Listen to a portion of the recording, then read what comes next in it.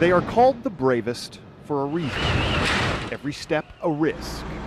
Who runs into a burning building when everyone else is running out?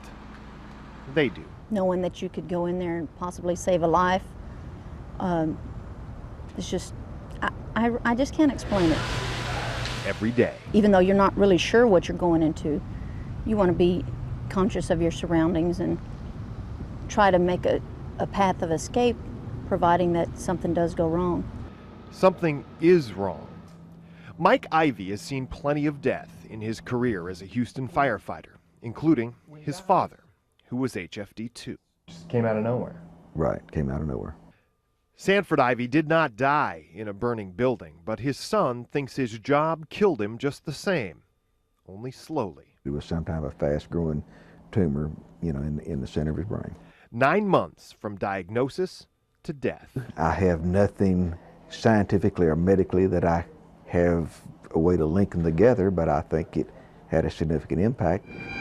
When a firefighter is killed in the line of duty, it is a hero's funeral.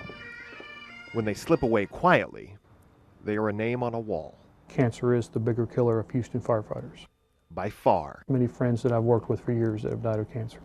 They all know someone. More than you want to know. Because exposure to carcinogens, rare to most, is regular to them. The researchers point to situations exactly like this, a fire that seems like not that big a deal. But when you look at the pile, you have no idea what's burning inside, and it's filled with carcinogens. For example, PAH is a byproduct of tar and rubber. The OSHA maximum safety standard is 0.75 parts per million in the air. At virtually any fire, that level is 20 parts per million. We're talking about the fire. Mark Noble is a leading advocate of both presumptive cancer legislation and the push to get firefighters to use their safety devices more regularly. You think, what, I need an air pack for this type of fire for?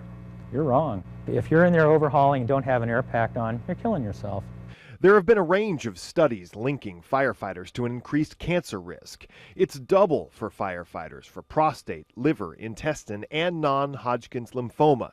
Testicular, 2.5 times. Bladder, skin, and leukemia triple the risk. Brain, 3.5 times greater. Kidney, 4 times.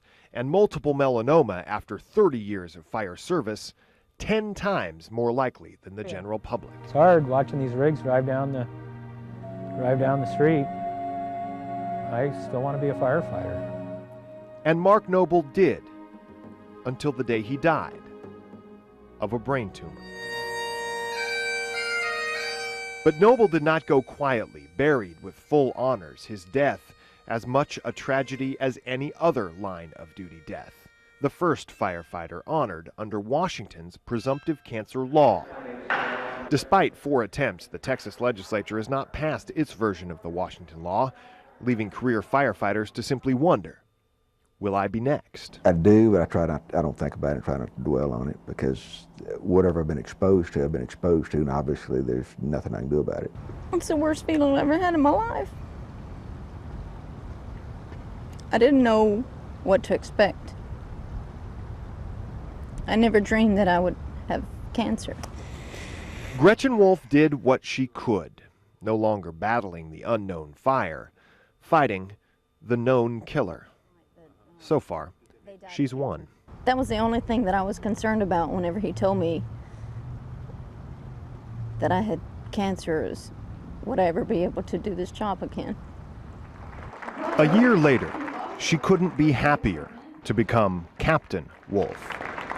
Always knew this risk, knowing another now all too well. Jeremy Diesel, 11 News, up close.